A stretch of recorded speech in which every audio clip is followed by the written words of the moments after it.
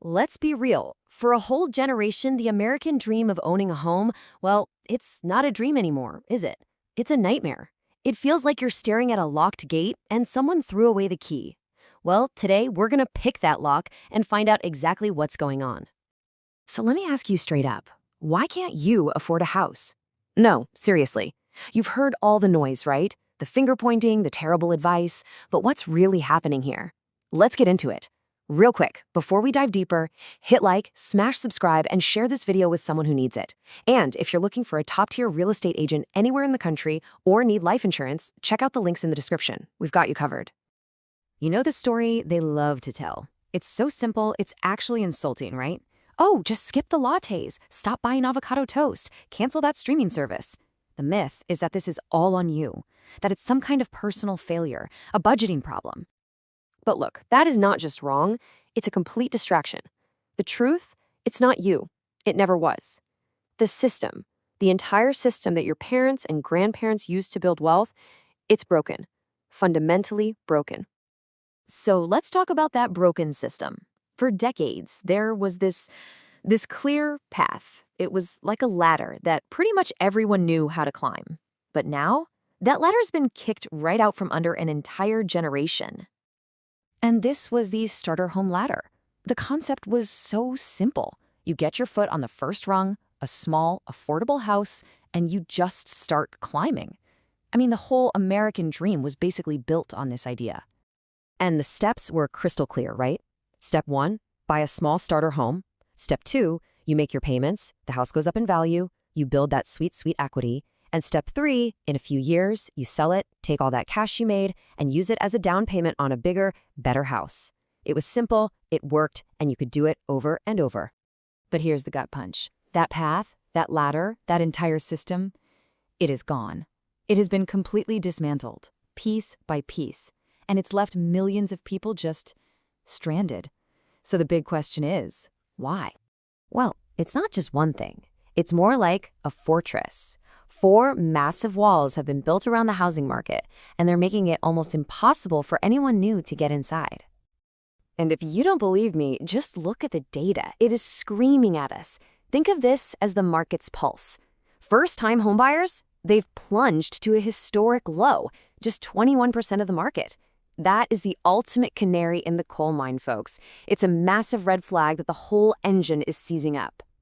So wall number 1, the lock-in effect. Here's how it works. You have millions of homeowners sitting pretty on these insane 2 or 3% mortgage rates. Now, if they were to sell their house and buy a new one at today's rates, their monthly payment would absolutely explode. It would double, maybe even triple. So what do? They stay put. They're locked in. And all those starter homes, the first rung on the ladder we talked about, they never even go up for sale. And here's what's truly crazy. This lock-in thing is happening on top of a crisis that was already raging. The US was already short something like 3.7 million homes before any of this started.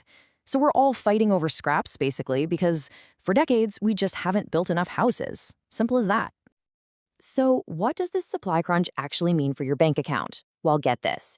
Back in the year 2000, the cash you needed upfront was about 90% of what you made in a year. Today, it's almost 200%. 2 full years of your entire income. This is not a cutback on coffee problem. This is a full-blown cash crisis. You cannot budget your way out of a hole that deep. Which brings us to wall number 2, the payment and cash shock. This is a brutal 1-2 punch. It's not just that home prices are in the stratosphere, mortgage rates are too, so you're getting hit from both sides. The down payment you have to scrape together is massive. The median is 10%, the highest it's been since 1989. And then the monthly payment that comes after, it's just crushing. And then there's wall number 3, the debt drag. Look, student loans aren't the only reason for this mess, but man, are they pouring gasoline on the fire. That monthly student loan bill just eats away at the money you're trying to save for a down payment. And then it messes with your debt-to-income ratio when you finally go to a bank for a loan. It's a trap. Real quick, before we dive deeper, hit like, smash subscribe, and share this video with someone who needs it. And if you're looking for a top-tier real estate agent anywhere in the country or need life insurance, check out the links in the description. We've got you covered. Okay, so you've got these 3 massive walls. But what makes this whole thing feel so, well, rigged is who you're up against when one of those rare starter homes actually hits the market. Because here's the reality. In this market, a giant chunk of sales are all cash deals. So while you're carefully putting together your loan application, dealing with appraisals and all that, your competition is literally just walking in with a briefcase full of cash. How do you compete with that? And let's be clear, in a market like this, cash is king. No question. For the seller, a cash offer is faster, it's cleaner, there are fewer hoops to jump through, and there's basically zero risk of the financing falling apart. It's a sure thing. So this game isn't just about who can afford the monthly payment anymore. It's about who's got the most cash on hand. And that game is tilted heavily against the first-time buyer. So, is this just hopeless? Are we all doomed? Not necessarily, but fixing this is not going to be about some small tweaks here and there. We're talking about taking a sledgehammer to those walls. So let's talk about what it would actually take to break this lock. You'd basically need a perfect storm of 4 big things happening at once. First, you need a flood of new houses on the market. We're talking new construction and all those people who are locked in finally deciding to sell. Second, something's got to give financially. Either mortgage rates have to come way down or prices do. Third, we need real programs that help people with that insane upfront cash problem. And last, you have these huge societal shifts. When people get married, have kids, all that stuff plays a role too. And that right there is the key takeaway. This isn't about a generation that's suddenly decided they don't want the dream of homeownership. No way. This is a generation that is stuck behind a locked gate. They are standing right there, ready and willing to turn the key, but the system itself is holding the doors shut.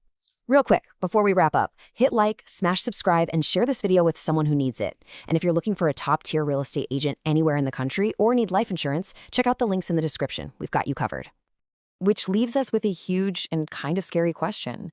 That starter home ladder, it wasn't just about owning a house. For 50 years, it was the main way the middle class in America built wealth. So what happens? What happens to our economy, to our society, when an entire generation is told, sorry, that ladder, it isn't for you anymore?